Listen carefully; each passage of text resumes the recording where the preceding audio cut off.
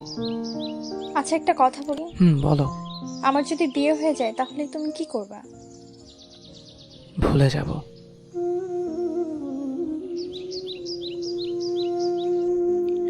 আমি যত দ্রুত তোমাকে ভুলে যাব তার চেয়ে বেশি দ্রুত তুমি আমাকে ভুলে যাবে। কিরকম? মনে করো বিয়ের প্রথম 3 দিন তুমি এক ধরনের ঘোরের মধ্যে থাকবে। শরীরে গহনার ভার, মুখে মেকআপের প্রলাপ, চারদিক থেকে ক্যামেরা ফ্ল্যাশ, মানুষের ভিড়। তুমি চাইলেও তখন আমার কথা মনে করতে পারবে না। আর আমি তখন তোমার বিয়ের খবর শুনে কোনো বন্ধুর সাথে উল্টাপাল্টা কিছু খেয়ে পড়ে থাকবো। আর তার কিছুক্ষণ পর তোমাকে হৃদয়হীনা বলে গালি দেব। আর পরক্ষণে পুরনো স্মৃতিগুলো মনে করে বন্ধুকে জড়িয়ে ধরে কাঁদব। বিয়ের পরের দিন তোমার আরো ব্যস্ত সময় কাটবে। আর প্রথম সপ্তাহে স্বামী আর মিস্টার প্যাকেটে দুটো হাতে নিয়ে এত শুনে বাড়িতে বাড়িতে ঘুরে বেড়াবে।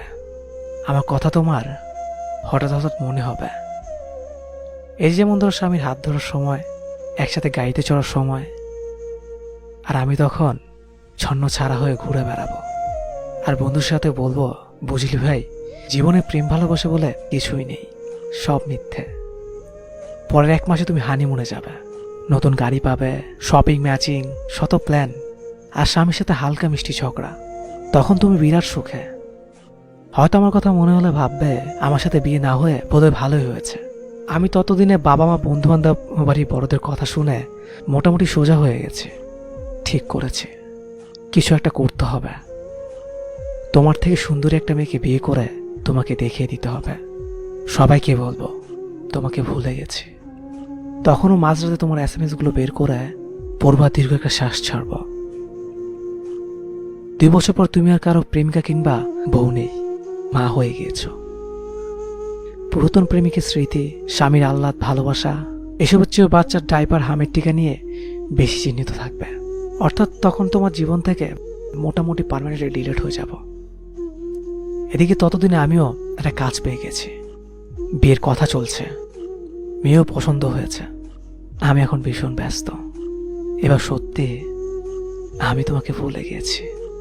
শুধু রাস্তাঘাটে কোনো প্রেমিক প্রেমিকা দেখলে তোমার কথা খুব মনে পড়বে, কিন্তু তখন আদেরও শ্বাসটাও আসবে না। তাহলে কি এখানেই সব শেষ? না, কোনো এক মন খাবের রাতে তোমার স্বামী নাক ডেকে ঘুমাবে, আর আমার বউ ব্যস্ত থাকবে নিজের ঘুমের রাজ্যে। শুধু তোমার আর আমার চোখে ঘুম থাকবে না। সেদিন অতীত আমাদের দুজনকে নিঃশব্দে কাঁদাবে। আল্লাহ ব্যতীত সেই কান্নার কথা কেউ জানবে না, কেউ না। পৃথিবীর সমস্ত কষ্ট বুকে চেপে আমরা আমাদের প্রিয়জনের বিয়েটা পর্যন্ত মেনে নেই, আর সারা জীবন নিঃশব্দে কাঁদে। প্রত্যেকটা নিঃশব্দ কান্নার পেছনে থাকে হাজারো না পাওয়ার গল্প। সবশেষে একটা কথাই বলবো, পরিস্থিতির কাছে মানুষ বড় অসহায়,